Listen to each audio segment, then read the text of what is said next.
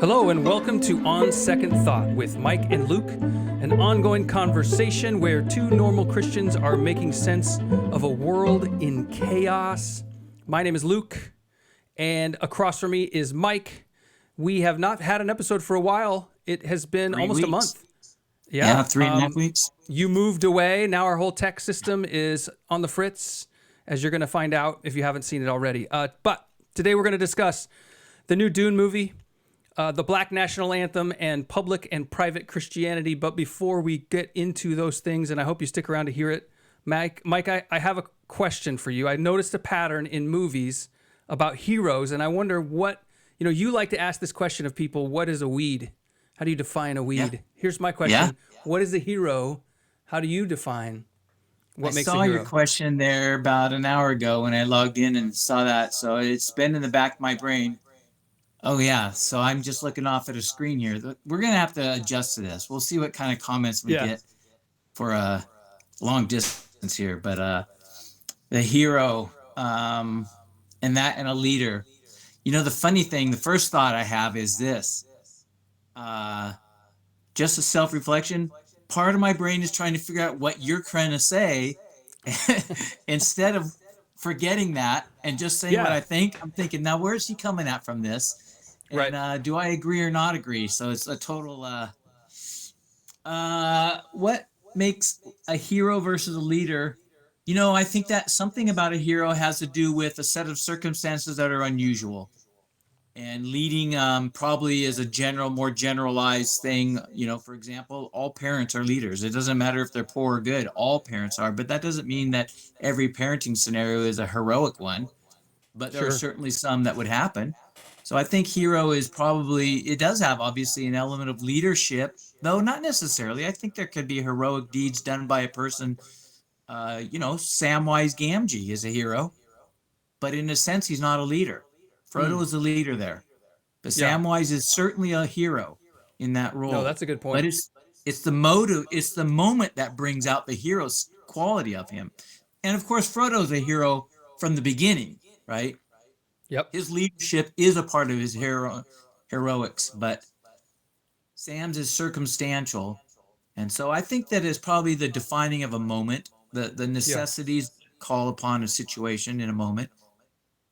Okay, well, that really connects with what I was thinking about too. I think of leadership as it's like the beginning of a hero, right?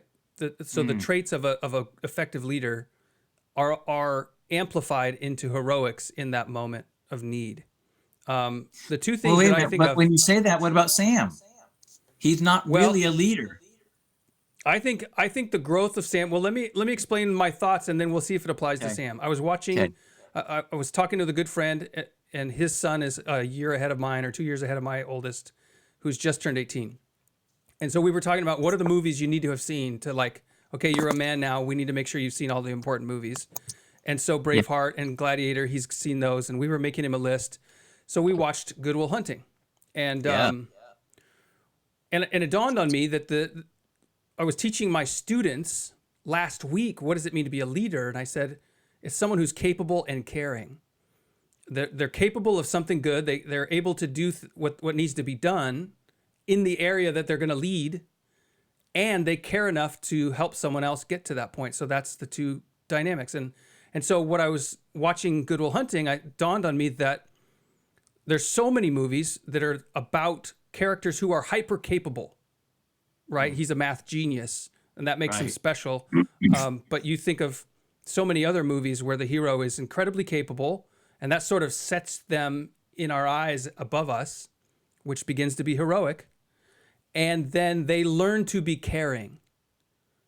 That's the Good Will Hunting story. A couple other examples. Han Solo is capable, learns to be caring. Iron Man, Tony Stark. Or sometimes you'll get the vice versa. Like Luke Skywalker is caring, maybe too much. He's immature.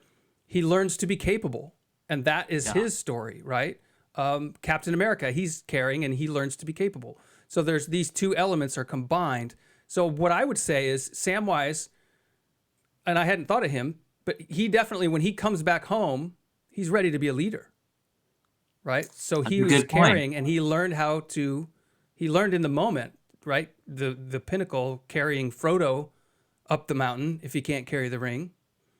And at that point, he becomes the capable hero. Before, he was just sacrificing. But there's So wait, something more needed. you're saying though, are you saying that hero is the culmination of leader? Or do Yeah, you still see an element of a necessity for a circumstance to drive it? I would agree there's that necessity is still present. But if you are not capable of being a leader, if you don't have the traits of a leader, it's not likely you'll be the hero in that moment of need. I think. I mean, you don't know what you'll do until it happens. You know, when people panic or freeze or all those things, usually you can train for things, but, you know, people's nervous systems act the way they're going to act under stress. Yeah. So I don't know how this story will fit in, but I'll just tell a story because it was quite impactful. But so a few years ago, my wife and I are traveling on an interstate 3 or 4 hours away to visit relatives, 9 o'clock at night or so. And all of a sudden, we're on a double highway and there's a meridian between the two, a gulf, a dirt one. And a car screams across from the other side, bursts into flame, and hits the car in front of us. Wow. And so it's coming across the highway, bursts into flame. The car in front of us knocked the engine out of the car in front of us. Wow. And the car that came across is now on my right side off the road and burning. The car in front of us has been hit and spun around and is in the left lane in the middle, having spun around, lost its engine in the process, and I'm the first person there. And I run out and I go to the car and to the lady, and she's freezing. She's in shock. There's a baby in the back seat, and it's her sister's baby. I look over at the car that's burning because I know that she's alive, and I think I don't check super close, but I think the baby's alive. And I look at the car over there, and here's the truth. I didn't want to go over there. I chose not to go over there because I chose to stay here with this lady, and part of it is I was frightened. What if it blows up when I'm over there? Right. So afterwards, I asked myself, was I a coward? And I ended up concluding I don't know the answer, and I'm not going to kill myself trying to find the answer, but it was a sobering moment. And I think, Yeah. Go ahead. Well, I was going to say that triage calculation is split second, right? And you can second guess that forever. Yeah. Did you see the footage there was body cam footage a few weeks ago or months ago now? This pizza delivery guy came across a burning house on his route, and he just instantly ran around the back and started pulling little kids out of the window. Like he went into it. And so he comes out carrying a baby as the firemen and the police are arriving. Wow. And then he just plops down in the lawn and says, "Is the baby okay?" Yeah. And it's just like that calculation, fire does things to you, right? Yeah. Being that close to that heat. It wasn't the fire for me. It was explosion potential. Sure. And now the guy died on impact. It wouldn't have mattered had I gone over there. And it was actually quite a ways away, but it was the concern of explosion. Yeah. And so I thought she needs help. Well, now, the sad part, end of the story, is the baby ended up dying. Oh, man. Yeah. Which there's nothing you could have done about that either, right? No, there's nothing. Yeah, that's right. That's the hard part of all that, is being so helpless, which is interesting. I think of even in the COVID stuff, I think sometimes about some of the educators that, I feel like it was the grace of God that I was not a public school principal when COVID hit. Yeah. It was the year after I stepped down to go do what I'm doing now. Yeah. And because there is this sense of, what can I even do? Even when you see the injustice, what can you do to stop it? Yeah. And that is the hero's dilemma. Well, one of the things I think I told the story, the reason I told the story is because, so I have some friends that I do Greek stuff with, and a couple of them are firefighters. And we've talked about this. I've told them this story too. And one of the things we've talked about is the role of training for adrenaline and for danger, it can be trained out of you to ignore it. But Right. it takes training. And it made Sure. me think of all the army stuff where you go in and they shoot bullets over your head while you're crawling under barbed wire. Yeah. They're not going to hit you, but they're trying to train the adrenaline response to keep going even while you hear shots fired. And you don't Yeah. know if they're going to hit you or not. Now, But in you the know, each one training, could you kill know you. it's Your not. body knows. Your Even though body, your brain yeah, can say it's fine, it's not going to hurt you. that's right. Yeah. And so I looked at part of my response patterns and said, I'm not going to be too hard on myself on that because, I'm not trained. I wasn't trained to like not be affected by that, Yeah. But anyway. I, Oh, I remember interesting in question. as a principal after the Sandy Hook shootings, we took action as a school. We improved our safety. We put up doors where there weren't doors to make our perimeter more secure. And then I went to this big training put on by the FBI about active shooters. And one of the things, the biggest thing I walked away from was this idea that if you haven't thought through what you'll do, most people do nothing. Yeah. And the reason they do nothing, especially in a shooting scenario where it's so surreal, is because your brain starts saying, I can't believe this is happening. This isn't real. This isn't real. And you just stand there and don't do anything. Yeah. And so they said, just you sitting here thinking about what you would do creates that pathway that your brain almost has permission to take action and get out of that loop of disbelief. But Yeah. all right. Well, hey, if you're enjoying this conversation, I invite you to click subscribe to get more of our episodes sent your way automatically. Follow us, do the things that you do, and leave a comment if you have a story of heroics. And how did you find out whether you have what it takes? Because that's what every man wants to know, right? All right, I have a couple things that I want to tie together. We've talked at length, maybe ad nauseum, about Christian nationalism, and a funny segment came up in MSNBC 2 days ago, I believe. The pundit said that she was explaining Christian nationalism, and she had done this documentary on it or some such thing, a story, and she said, This is not what Christians do. Remember, this is what Christian nationalists believe. They think that their rights don't even come from Congress or the government. They come directly from God. Yeah. I saw that. And I thought, after all our debate, we're all Christian nationalists now. And I just think of this I am Spartacus moment, right? Yeah. Here we all are, we're all in there. And I think that's really been the point all along of these kind of, they want to link Christian nationalism to white nationalism. That's the strategy. And they want to paint with a broad brush. No matter how nuanced we think we're being, to them, we're all the same.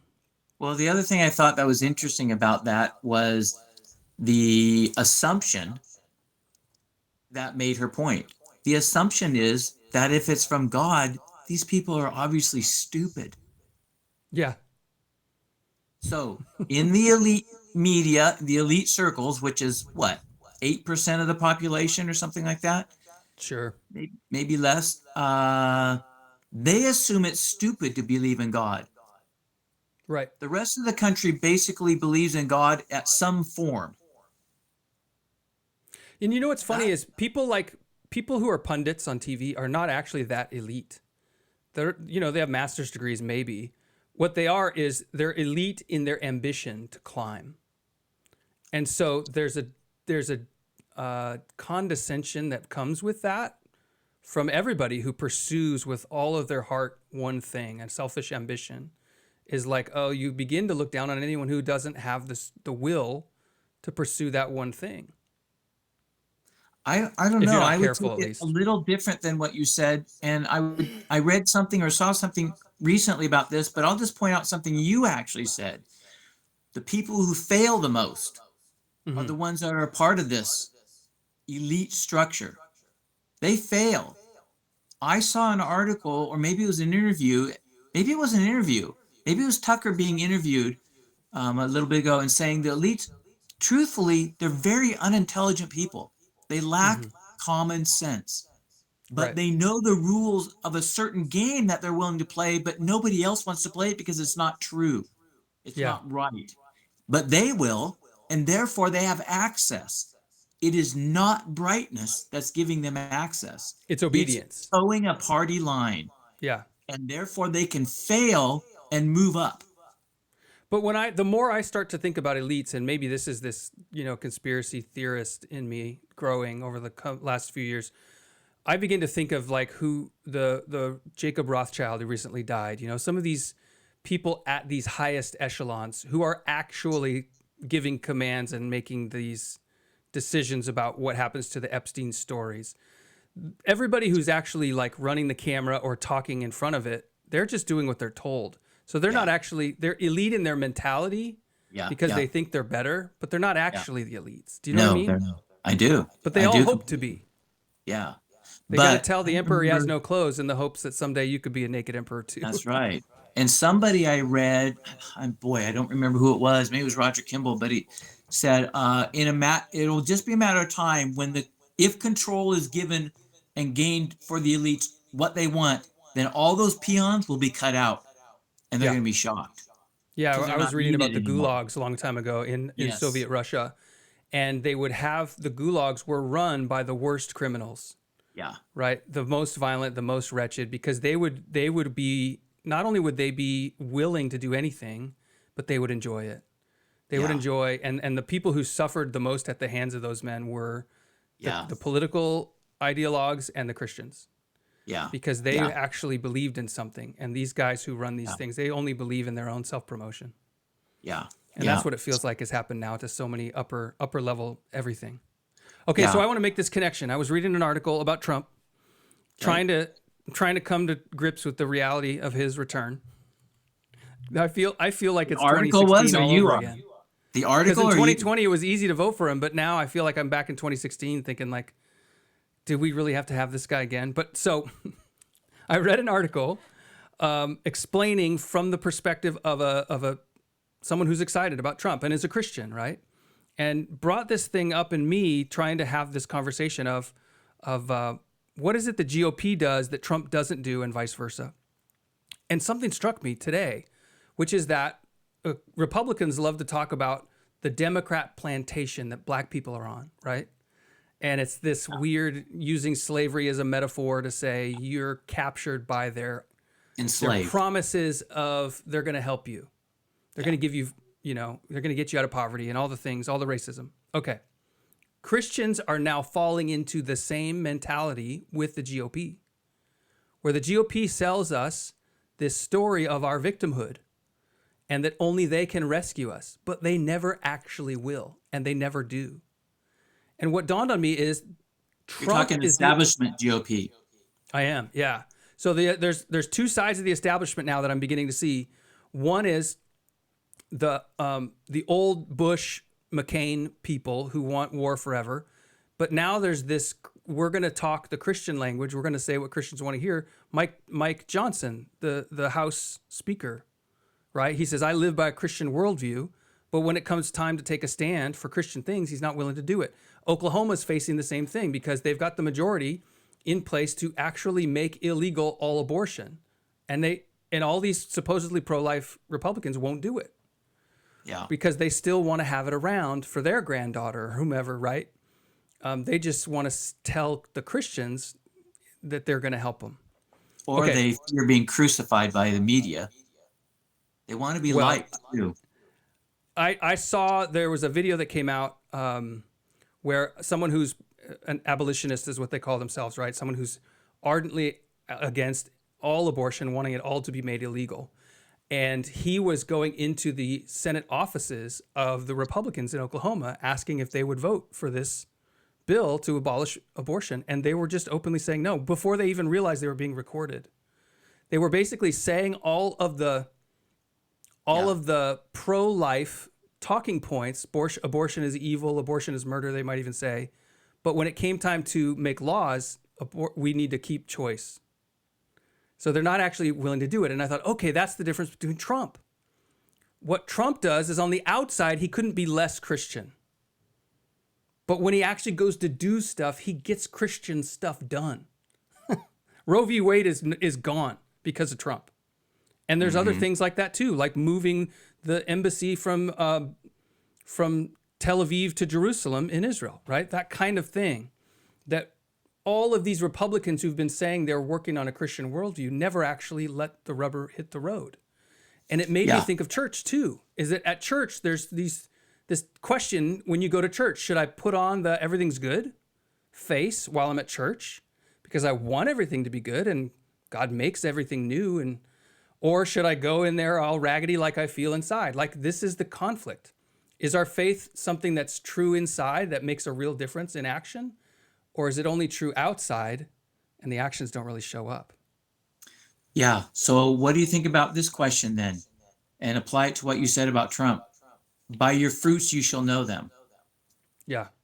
Well, here's the trick. We've been using the fruit meaning Trump is sleazy in his business dealings. He's unfaithful to his wives, right? He's morally, his fruit is terrible. So that's the part I struggle with, is like, okay, George Bush morally can put forth this like loving husband, loving dad, good guy, goes to church, but then he's dropping bombs on a million people in Iraq. You know what I mean? He's like the warmongering and the oil money and the corporate backroom dealings. I think it has to do with what we have to define what is fruit, and ask the question, does the Bible present, or let's say God in his revelation throughout a long period of time, does he present, I'll call it a hierarchy, though I'd like to back away from it if there was a negativity to that word, but some kind of bigger and lesser valuation on fruit? Okay. So I'm thinking of like fruit of the Spirit, love, joy, peace. Is it in order? As in from a tree, what it bears. It's connected to the fruit of the Spirit, but it doesn't have to be the fruit of the Spirit. So, for example, Jesus comes along and says, these guys are tithing mint and cumin off the plants. They're taking 10% of their mint plant. Right. And he ends up saying to them that it shouldn't be neglected, but you need to go learn what justice and mercy mean.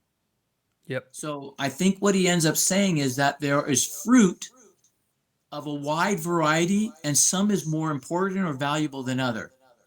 So when you said what we struggle with Trump, that on the outside doesn't behave as a Christian, I would say that's true. I was just thinking about this the other day, my wife and I are solely watching the Blue Bloods, Tom Selleck cop show, the Catholic family, but they're sleeping with they've got multiple lovers and they have anger issues and da-da-da. So they have this externalness that is, as you and I from an evangelical / charismatic backgrounds, it's like, that's not good fruit. Yeah. But that another level, they want to do what's right, even if it costs them their job. Yes. Which is like massive fruit, right? And that's what you're saying with Trump. So he's an adulterer. He has foul language. He has an ego off the charts, like every politician. Yep. And yet, he has done things that have thrown caution to the wind because it's right, or at least he thinks it's right. The Jerusalem thing, moved their thing, the Supreme Court thing, even though I don't think is his personal, I don't want to get into the abortion thing on that because he's speaking double things. But he has spoken more pro-life things than even Reagan had, which I think Reagan had more pro-life belief than Trump did. But Trump was willing to actually say and do things. And so there's something on the inside of Trump that has part of what Trump does is he tells the truth. Do you know what I mean? He does. There's nothing that Trump does in public that all those other politicians don't do behind closed doors. Nothing. So I was watching this show, Blue Bloods, and I'm watching this and I'm just thinking, it's how interesting. And it's, there's a Catholic family. Now you're on my side of the church aisle, or the church vessel, looks at Catholicism and sees things we don't like theologically, culturally. One of the things that I think is curious is, why does a person who's Catholic, and I'm not going to say nominal, but I'm going to say between devout and somewhere they're serious about it. It's not flippant to them, but they're not necessarily the devout everyday, thing, but it is Yeah. still an anchor in their life. Yeah. Here's what's interesting. Their belief system that produces confession, in a sense, they feel free to be sinful because they can go confess anytime they want. And that's Yeah. kind of like Trump. He's free to commit adultery. He knows it's not right, but he does it anyway. But then there comes another place and he won't bend. You know how many evangelical leaders would have bent before Trump has bent under the pressure of being faithful? I would say 90% of what we would consider rock star evangelical leaders would have broken by now in their internal fortitude. They would have broken down under the severe torture and said, I see 5 fingers. You're right. Well, and you know what would happen is somebody's going to come to you in your office and say, okay, here's the line you said you wouldn't cross, and here's the reasoning you're going to give as to why you're now going to cross it. Yeah. And here's the threat of what will happen to you if you don't. If you don't. And the threat held over every politician in D.C., more or less, is that the corrupt things that you've been doing in private will be made public. Yeah, and what Trump has done, the way he defeated that, is by making all of his corruption public. There's a truth to that. There's something interesting. It's a conundrum because in one sense it's blameworthy, but in another sense there is a component of Scripture that supports this idea that there are the big rocks to get in the jar first, of justice and mercy. And the mint and the cumin are the sand that do need to fit in later. But when that's the problem I often have with Christians, or just growing up in a safe Christian environment, is we'll get so hung up on watching a girl walk by, or like a movie with certain language, and to think Rome is burning around us, and we're checking if there's lint on our lapels. It feels so out of balance sometimes. I remember trying to figure out why I appreciated Mark Driscoll in his early days. Like, what was he doing that other pastors wouldn't do?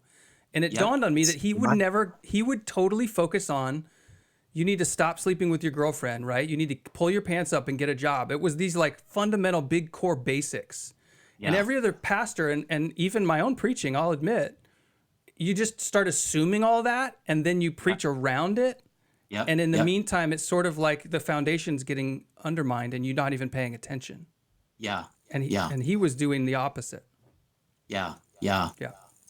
Okay, we got to move on. I want to say a couple things about the trans issue because that's on my heart all the time. So 2 things. One, there was a study that Megan Bashan put out. She's a writer for the Daily Wire. She didn't put it out. I found it because she posted it. It's from PubMed, which is a publication on medical research, and it talked about mothers of kids with gender identity disorder, or gender dysphoria, as it used to be called. And what are the traits of those mothers? Specifically, they studied the presence of a borderline personality disorder. So something on the lines of starting to be a sociopath, narcissistic personality disorder, some of these disorders. Okay, I think we know what that is. So borderline personality disorder among kids who do not have gender dysphoria, or gender identity disorder, 6% of their moms have some borderline personality disorder. I would assume 6% is the norm across populations. Diagnosed? Are we talking diagnosed? Diagnosed within this study. Yes. So they were, and I wouldn't say it was diagnosed. I think if I read carefully, it would say exhibiting significant traits. But diagnoses in the psychology is really just checklists. Do they show these traits? That's all there is in psychology to diagnose anyway. So among the mothers of kids with gender identity disorder, 53% of them showed significant signs of a borderline personality disorder. So if ever there was evidence that the culture war is a battle of the sexes and that it's mothers who have literally lost their minds that are driving this, not to say that every mom whose kid struggles with their gender identity is to blame, not at all. But what I am saying is it's clear in all the research I've read about this There's peer pressure that influences this. There's teachers' input that influences this. And then there's a lot of mothers out there, a not insignificant number, who find moral superiority in the having one of these special children, such that it's something like, and I heard Jordan Peterson describe it as the, what's the term? The Munchausen by proxy. Am I getting that right? It's the disorder where moms will actually cause their kids to be sick and hospitalized so that they can get the sympathy on social media for having had a sick kid. That's basically what this is. But it's on a mass delusion scale. And again, it reminds me that mental health, which is really spiritual health in most cases, is in an epidemic proportions far outweighing what COVID ever did in our country. Yeah. Well, let me give two responses. The first is Okay. off the cuff thought about. We've talked before about what is woke. We've given thought to it, talked about it, etc. And one of the things I have said and you've said is that part of woke is virtue signaling. Yeah. It is a form of righteousness, and in specifics, it is righteousness as connected to a scale of victimhood. Yep.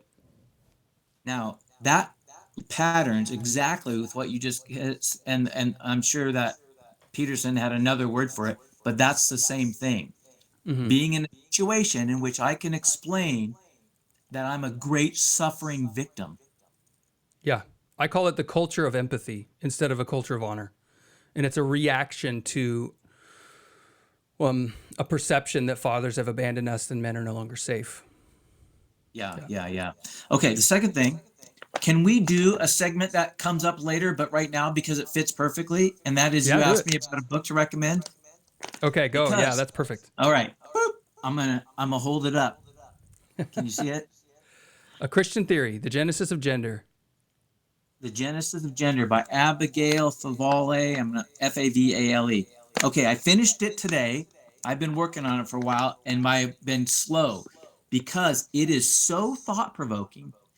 Now, I'm going to recommend this book, and I'm probably going to recommend it on some multiple occasions because I want to nail something home on this. This is an exceptional book. It should win an award. It will not. This is so. Here's the short nutshell for this book. This woman grows up in an evangelical family, goes to George Fox, and she's a boyish girl. She talks about this, so I'm not going to say anything that she doesn't say. She becomes a feminist in college and goes and gets her doctoral PhD in feminist studies. Okay. Yeah. And she, in a sense, abandons her faith in Christianity, but not all the way. God's still there. She's just not talking to him. She marries a husband when she's young, and she says all her friends are lesbians sleeping with each other, and I'm the oddball that has a husband. But so she's odd from the beginning, but she is fully committed until she begins to find, and I actually just ordered her biography because she wrote about her conversion. She becomes Catholic. She returns to God, but in a Catholic form, which is interesting because in the last portion of the book, the role of the body is much more explored by Catholic theology than our evangelical theology. Yep. And I don't think she could have returned to evangelicalism without a robust thought process that was exploring what it means to be embodied as people. Yeah. And I actually don't think she could have returned to God under the realm she grew up in and what you and I would find more comfortable. Anyway, she returns to God, and she I'll just tell this one story because I think it's so indicative of how excellent the book is. I've paused several times to stop and think through what she's saying. Ask myself if I think it's true, go back to Genesis and reread. She has a large section on the Genesis 1 through 3. Excellent. So good. Not excellent in terms of the standard fare because she's still a feminist in many respects. But she has submitted herself to God and Catholic doctrine, which includes the birth control rhythm method stuff, includes male headship. It includes all these things that she said at the beginning. I didn't like any of them. And I didn't submit to them, actually. When I said the certain creeds, I skipped phrases because I didn't like them. But I had a friend I would talk to, and over time, she began to submit to this thing as seeing this has health in it. Anyway, Yeah. there's one of the great stories. She's at Fox, and she's teaching, which Fox is close to you and I, right? Physically. George Teaching Fox. George Fox University here in Oregon. She's teaching a class of feminist girls, and she's somewhat Socratic, and she's asking questions, trying to provoke things. And anyway, she says she's talking. She teaches a class she's taught multiple times before. And all of a sudden, as she's teaching, she goes, I saw massive holes in my argument. Hmm. Massive holes. She's near to tears. She brings it to a close because she said when she submitted to God, she thought it would leave her feminism unaffected. But she Oh. wanted God. And now she's teaching this class, and she walks/runs, flees the classroom to a professor who she called, imagine a Mennonite Gandalf. She's going to this old man, and she's expecting comfort. And here's what he says to her. I believe every teacher ought to have tattooed on their body. It would be better to have a millstone hung around your neck than to cause one of these little ones to stumble. Whoa. And she said it Wow. floored her. She was expecting sympathy, but what she got was the seriousness. Yes, Fear of the Lord is the beginning of wisdom. Yeah. that's right. Hmm. And so she began, and anyway, she has moved on. Anyway, The Genesis of Gender, Yeah. outstanding, excellent book. I don't agree with everything in it. It has forced me to think and ask a lot of good questions. I'm still working through things that she's saying, and she has generated more new thoughts in my mind than any book I've read in the last 5 years. Wow. That's It's awesome. really good. I'm gonna have to check it Yeah. out. Yep. The Genesis of Okay. Gender. But Um, it starts with feminism, but it's really about gender dysphoria. oh wow. Okay. That's where she's going. She Yeah. just says gender, the whole gender debate comes from feminism. It's the illegitimate child of feminism. No, without a doubt. Because if you all you can say is that women should be men, there's no difference. That's exactly Then right. why can't men become women? And And she that's the traces the development of feminism and what is rejected today by today's feminists, but what was assumed by the yesterday's. And anyway, yep. very excellent book. All right. All That's right. my Well, hey, plug. if you're still listening to this podcast, first of all, I think you should like us. Click the like button if you're watching on YouTube. And if you're listening to us, go leave us a review. If you like us, throw in a 5-star. If you hate us, throw in a 1-star. If you're not sure yet, keep listening. But At least give the reason, for goodness sake. yeah, there you go. Okay. This podcast is part of the Trinity School, which is a culture building enterprise that I am developing. We're passing 12 students now and actually hoping next term to get into a church building in Staten. So I know a couple families will be excited because it was a little far to get out here to SIO. So Yeah. stay tuned for a little more updates on that. All right, let's talk a little bit about pop culture. We've got the movie Dune 2 coming out. You know, I've always wished that I could be a movie critic. I remember watching Siskel and Ebert. I would stay up late and watch Siskel and Ebert back in whenever they were on TV in the 90s and think, man, they get to watch the movies before everybody else. Like, that must be Yeah. awesome. But I remember once hearing them talking like, oh, they also have to watch all the bad movies. Yeah. I just want to watch the good ones. And it feels like I've struggled to find a good movie in the last year or 2 years. And I know a lot of that is COVID. Everything shut down in COVID, and movies that were being shot and developed under that 2020 and beyond would be coming out into theaters now. And so we've been in a drought, and Marvel's struggled, Disney struggled, all these, I guess Disney is Marvel, but the biggest companies can't find any good movies very often, 1 or 2 a year. And Dune is coming out, and I think it's going to be good. Did you like the first one? I read the first book. I watched the first movie.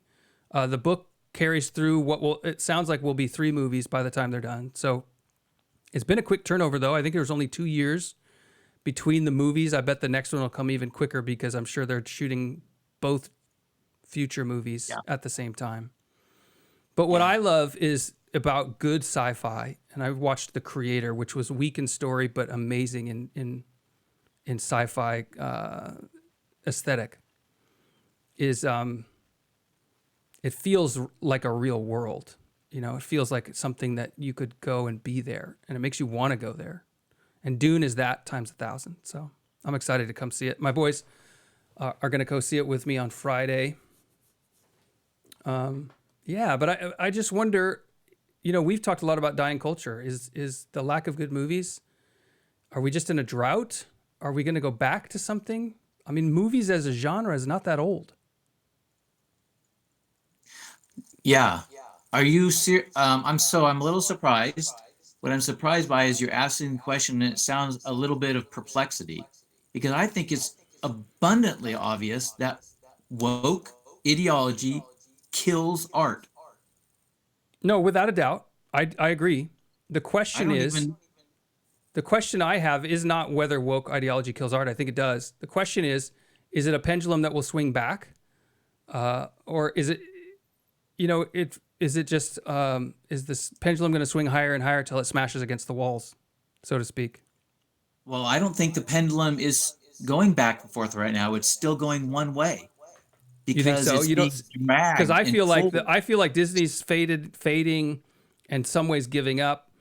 People are holding the line against them, and it's working. So I do feel this like beginning to pull back from the craziest, because nobody wants to see these movies. Yeah. Yeah. I agree.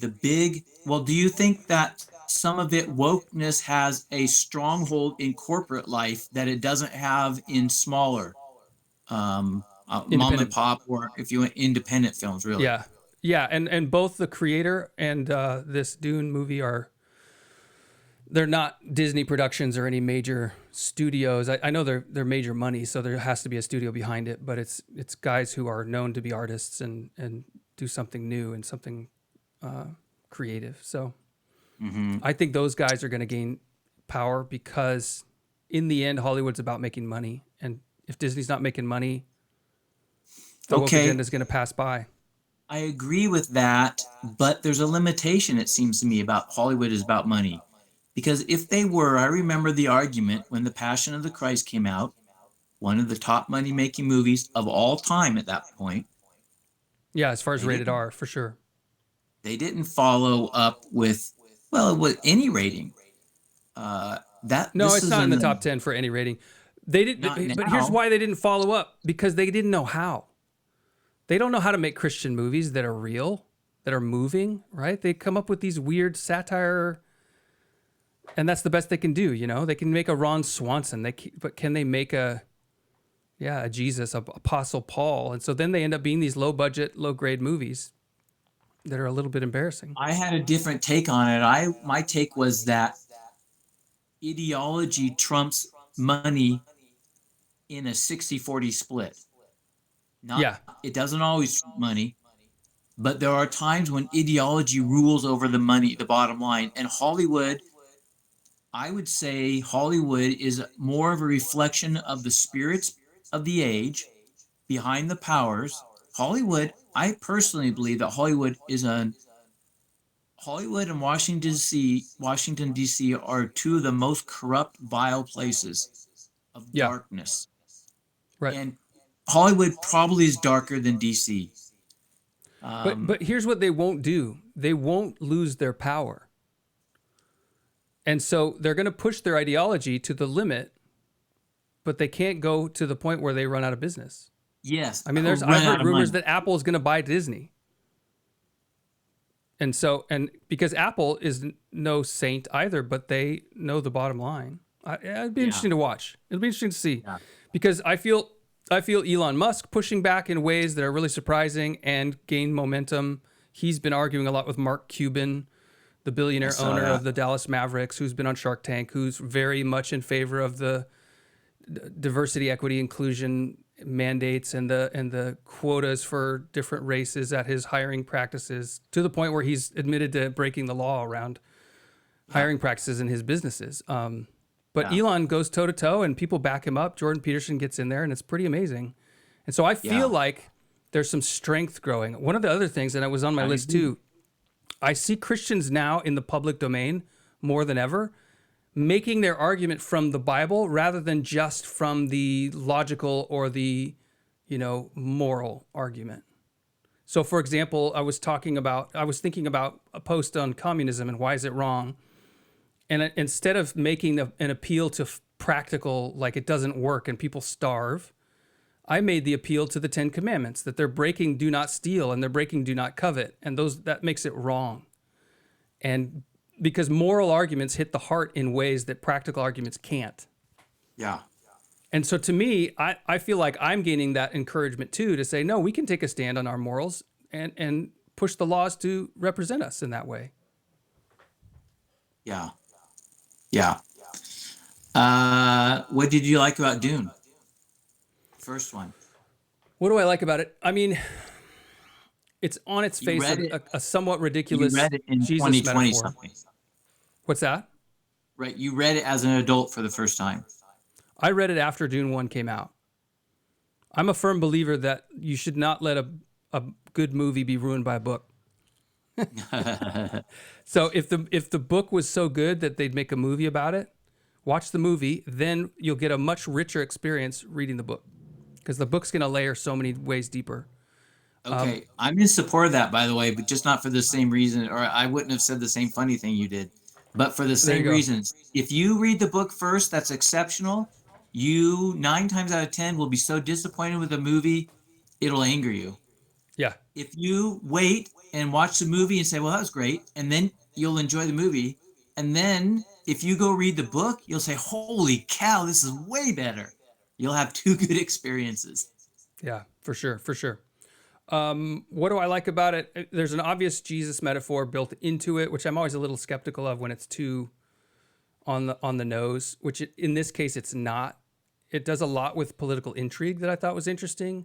If you're not familiar with the story, there's what basically is a coven of witches who gain political power through controlling the offspring of different houses of like political parties almost, but it's more like old European.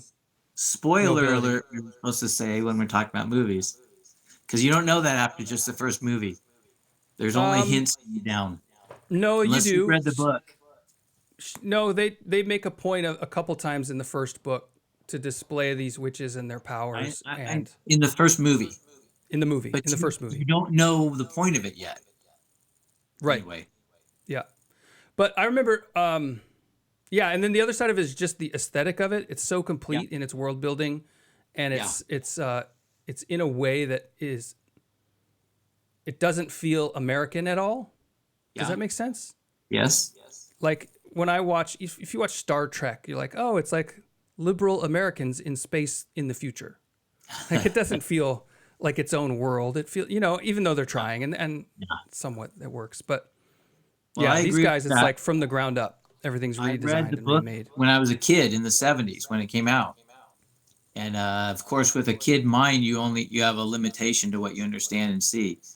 Yeah. But then, and there was a movie made earlier in the 80s. There was a movie series. And anyway, this movie, here's what I thought was the best part about it. I agree with what you're saying about the world building, but here's what I thought was best. And this is indicative of our earlier conversation about good movies in Hollywood.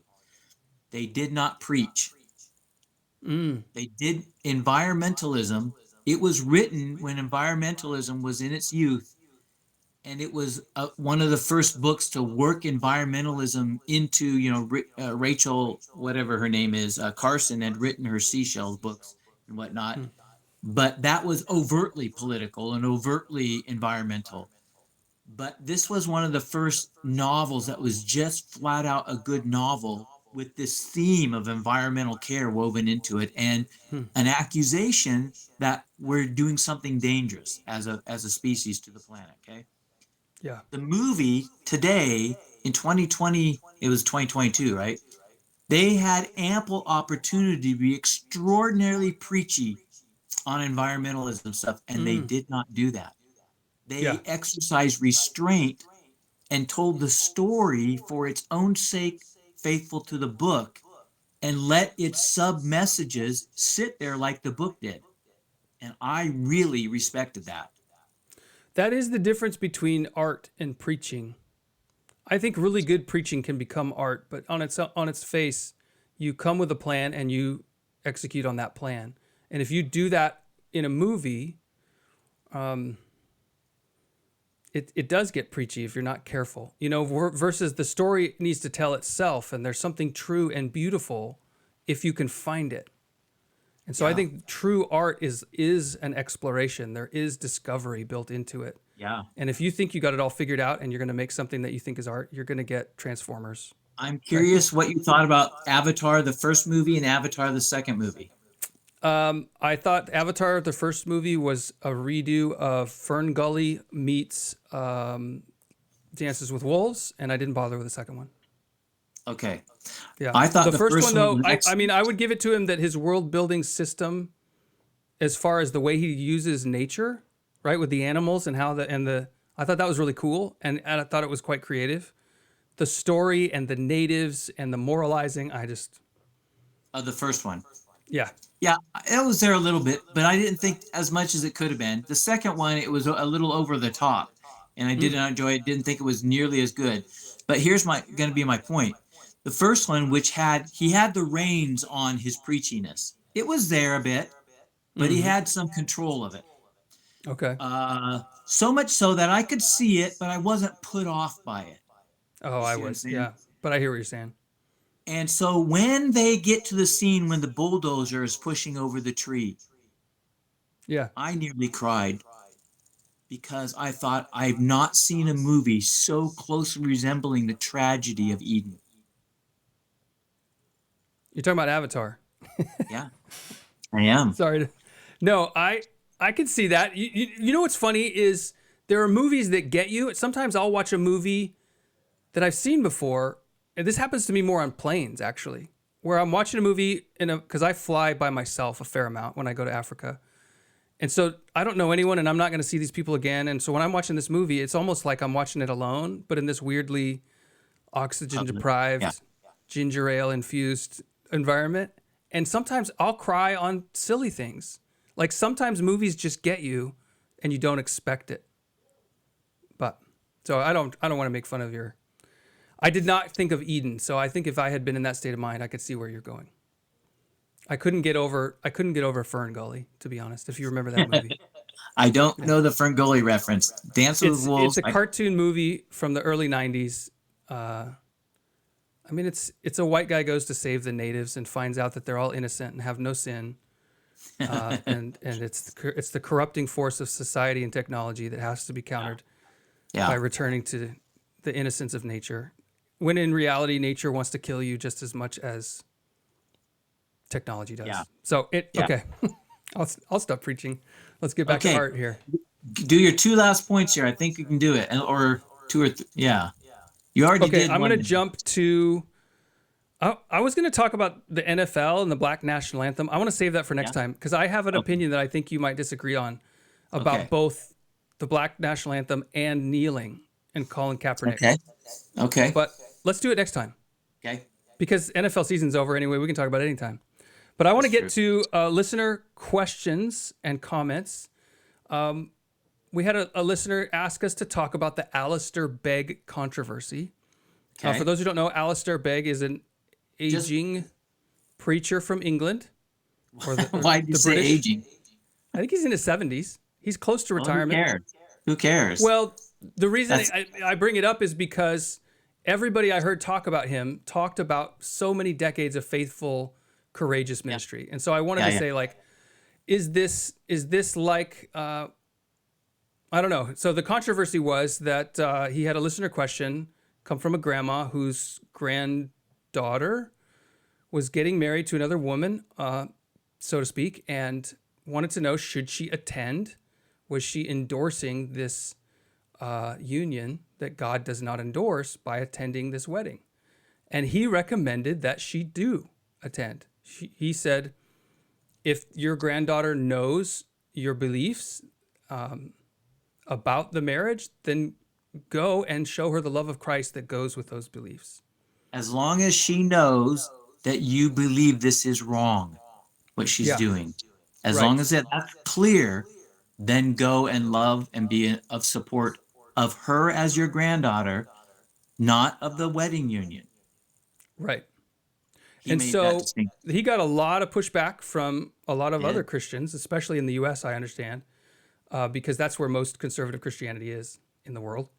And to the point where he was getting his radio show in the U.S. was canceled. His appearances at some conferences, I think, his invitations were rescinded.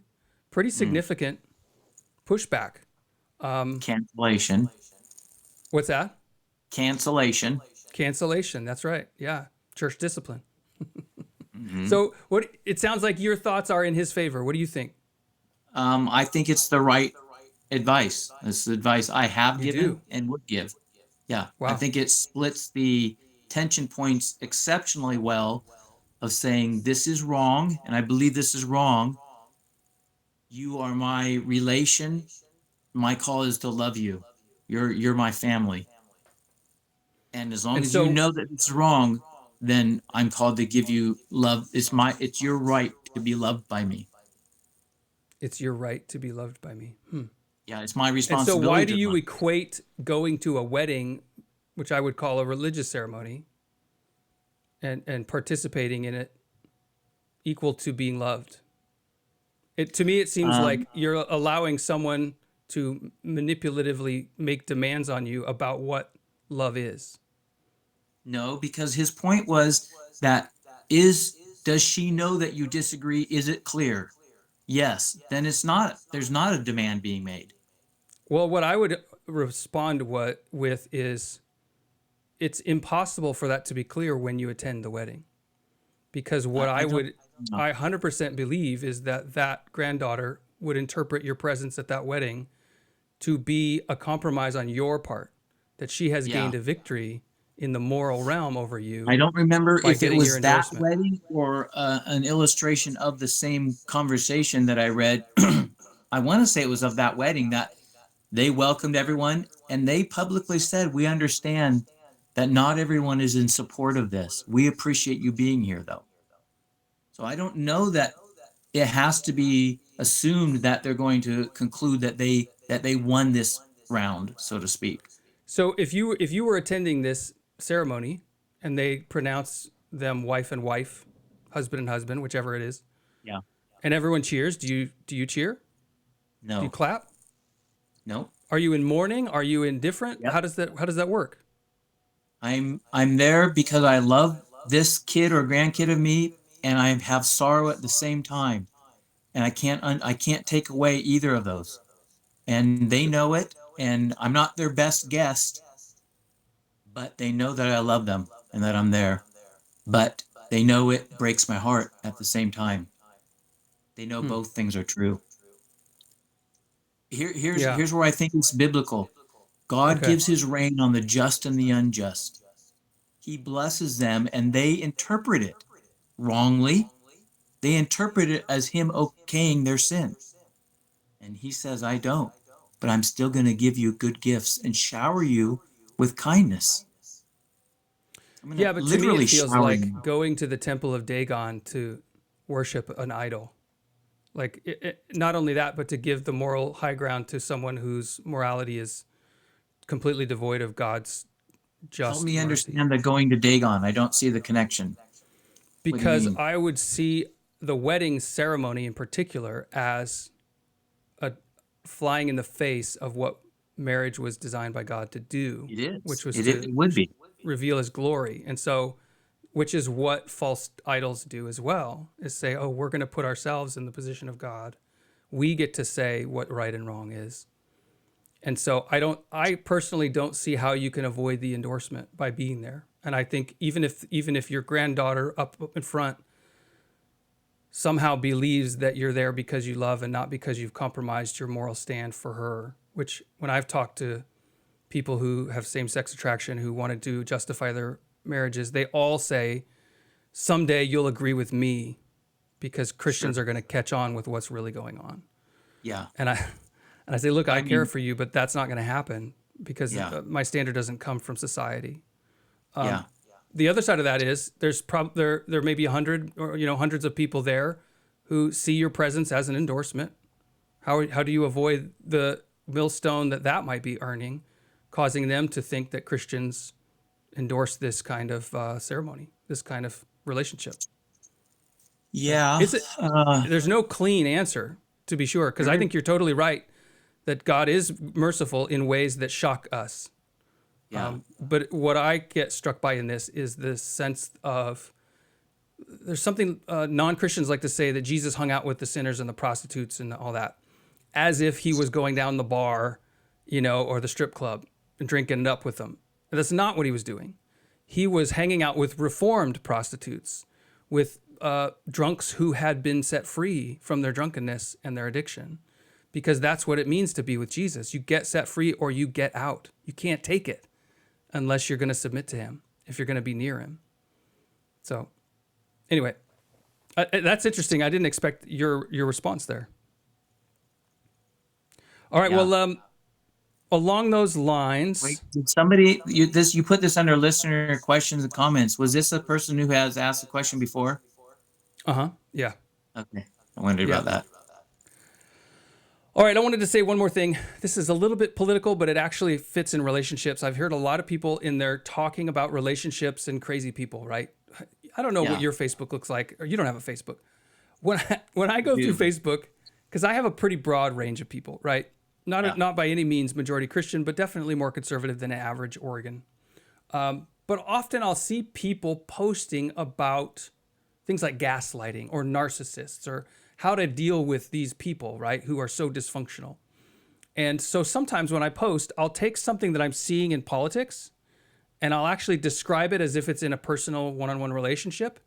And people who never want to talk about politics will say, oh my gosh, that's so true. Yeah. And so one of the things is I learned this from James Lindsay, who's an atheist mathematician who's against the wokeness and all this. And he calls it the iron law of woke projection, that whatever it is they accuse you of doing, they are doing or will do very soon, right? Yeah. So if they're saying you're a fascist, they're going to start using some fascist tactics if they're not doing so already, okay? Yeah. And we saw that plenty. Yeah. So I posted this as this idea that what is gaslighting? And gaslighting is where you say you do something deliberately and then act as if, no, that didn't happen. You're crazy to think it did. Yeah. Where you turning the tables back to make the other person crazy or feel crazy. Projection does that as well, right? And that happens in real relationships. And I thought, what is it? Why do people do this? And it clicked, which is that when you know you're doing wrong, your inner lawyer is constantly trying to rationalize it. And one of the best rationales for doing wrong is they did it to me. Therefore, it's not wrong for me to do it back. Mm-hmm. I thought, oh man, that's exactly what politicians are doing constantly. Mm-hmm. When they're always saying those hypocrites to the other side. What they're doing is they're saying, look, we're moving the goalposts. We're changing the rules now. You weren't allowed to eye gouge, and now that's what they're doing, so we're going to do it. When in fact you were planning to do it all along, and this is your justification to keep going. And it's like a fist and then a stick and then a knife and then a gun, and now you're at war. And that's where we're moving. But it starts to make sense when you can put it in a one-on-one relationship. So how do you layer that over the appeal of Trump is that he fights back? The appeal of Trump is that he fights back because you can't not fight. Is that the escalation you were just talking about?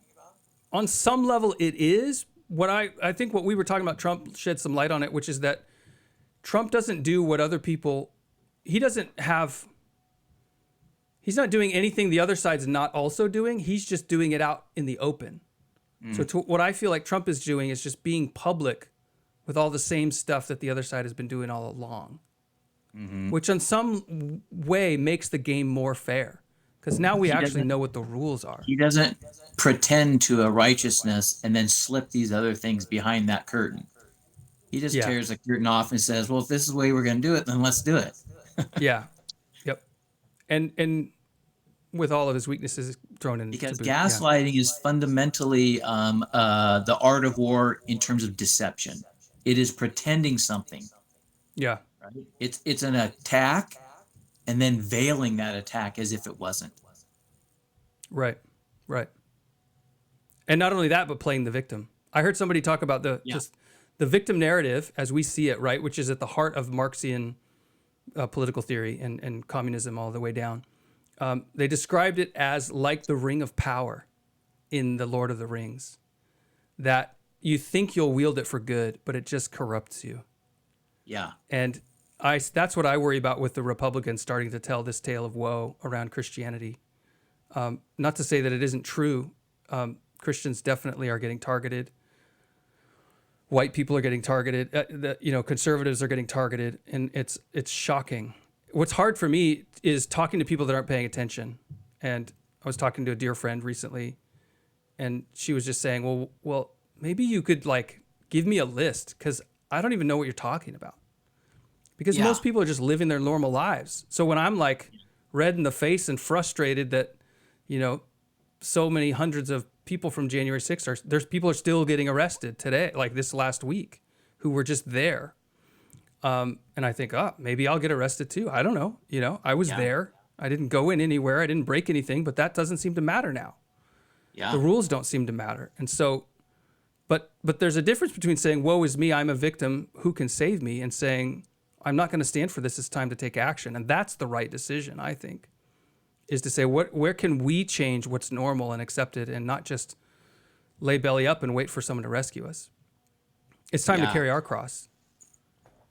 Yeah, that's where I think we start touching on some other conversations we keep having.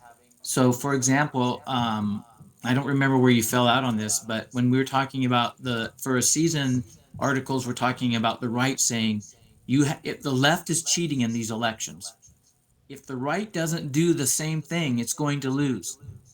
Now, then they would say always in the article, don't do anything illegal. But the implication is be as underhanded and sneaky in your ballot harvesting, which is what we're talking about here. That a combination of several factors, but they're all forms of securing ballots outside of the normal process. And now, therefore, voting day is no longer the day that an election happens. That is not the case anymore. Yeah, but that's that's only underhanded if it's deceptive. If it's an accepted and agreed upon rule of the game, I don't see anything in that particular strategy immoral. I understand why it was illegal before, because you want each individual to be motivated enough to vote. Otherwise, they shouldn't be voting. But that's taking, in my opinion, the cleanest forms of ballot harvesting, as if they're the primary ones. Ballot harvesting, the significance, it seems to me, is that 148 people can live at the 7-Eleven down here. Yeah. And 200 people can live at Joe's Barbecue, and et cetera, et cetera. Ballot harvesting opens up the possibility of cheating at a massive level. Did you see the thing that's that why just the rule has happened to in change. Arizona with But the you Dominion can't change system? the rule if you don't get elected. Yes, but what I'm saying is that, so in Arizona just recently, all these people found out they had voted in the primaries and they never voted. Right. So the ballot harvesting opens up the potential for a computer program to cast your vote for you, and you never voted. And so all these things are forms of deceit and lawlessness. And I think that as the right, the conservative side, I won't say the GOP, but say we need to be doing those things. Because as soon as, I think you should do everything you can, be wise as a fox and innocent as a dove. But you do have to be innocent as a dove. Otherwise, we become evil and we justify it. And then it's a vicious circle. Yeah, it's one thing to say, okay, ballot harvesting is legal, so we're going to go to every Republican and offer to take their ballot. That's one thing. Right. That's one thing, and that's in the open, and if it's legal, that's right. If you're saying, okay, now that ballot harvesting is legal, we can manipulate this vote and we can vote for dead people. Because they're doing it. That's right. Versus saying, okay, that's actually still illegal. It's fraud. Yes. The mechanism to do it is now, and this is the point of election fraud, is that there's no way to check it. It's not just that they didn't ever check if Trump, won or not, right? They love to say, I've heard people say, well, it was adjudicated in all these courts and it was never found anything. Yeah. The system is unverifiable. Yeah. Right? The only actual, I didn't know. I heard this recently. I'm not sure if it's true that there are still 150,000 ballots in Georgia in a back room, and there's still legal proceedings about it because they were ballots that were supposedly for Biden, but they're stacks of paper perfectly smooth, having never been folded, no creases, all perfectly flat and stacked, and all for Biden. They just weren't needed. No, they were needed and they were counted. And that's how Biden won Georgia in the end. Oh, I see. Yeah. And so what they're saying is nobody they're locked in a room, and the judges and the lawyers are arguing over whether to actually even look at them. They're still there. Yeah. But it's stuff like that wouldn't be possible without ballot harvesting. Yeah. You know, and if you make ballot harvesting legal, then all of the tricks that come with it become untraceable and simple. That's a path towards destruction. And what I think is curious, what I think is happening right now is that for whatever reasons, I think I have speculations as the reasons, but it is so difficult to convict you of a wrong that they've given up of convicting and finding and forcing out in the open the fraud. And so the only remaining option is to commit fraud yourself, or you're going to perpetually lose. And they want power. They don't want to lose. And so that's the temptation that the right is facing, I think. And I think it's very possible that Trump may go down the pathway of being willing to be cheat. I don't know how he's going to win otherwise because, and I think it gets back to when I say I didn't know what's causing it. My speculation is it's the unwillingness that we've entered into to say that's wrong and punishable. You did it wrong and you should pay time for this. Right. We have laws. We have an unwillingness to enforce a law because the narrative has changed. I think the narrative about sin. And I think that there is no more sin in the common mind of the elite. And therefore, you can't have sin. And if you were to have sin, it'd be a devastation because there's no redeemer. Right. There's no way to get out of it. It's death. And so the theological system has been built in such a way that you can't indict somebody for doing wrong. You can't do it anymore. You can't find a person guilty. The fundamental motive in an empathy culture is blame. And blame is like the fuel that keeps it running. And what blame does in your moral frame is say everything that I do wrong, every internal thing that I do is not wrong, nor can it be. But everything that's wrong in the world is external from me. It's out there. It's the structures. Mm-hmm. And so you can destroy everything when you believe that way. Yes, that's right. Yeah. And I think And the opposite is just as destructive, right? We're just not living in that world right now. So it's not worth spending a bunch of time on. Yeah. Okay, quick question then. Are you planning on doing the last point, or are you going to wrap it up here? I'm ready to wrap it. What do you got? Here's the quick question. Do you think the right can win the presidential White House? As things stand now, I don't. What's that? It's this year. It's 10 months away. Yeah. As things are now, I don't think it's possible. But I think the next 10 months are going to be insane. Yeah. I don't know that America will be in a year from now what it is now. And I'm nervous to say that because I went back and looked at some of the things I said after January 6th, 3 years ago, and it was very similar. It felt like we're on the cusp of everything going sideways. And then it didn't, right? I mean, not to say it hasn't been terrible 3 years as far as injustices and the FBI persecuting people and all that stuff is still there, but the fabric is holding in tatters nonetheless, but I agree. Holding. And you know, my personal opinion is unbelieving Elon Musk is one of the most significant features of that hold. Yep. Yeah, that was a huge setback for them. The other thing is those real elites we were talking about, they're all in their 80s. And Trump himself, probably those two. Godless Trump. Immoral adulterer Trump. I think if Biden either steps down or passes away in the next several months, I think the turmoil passes and away the naturally or unnaturally?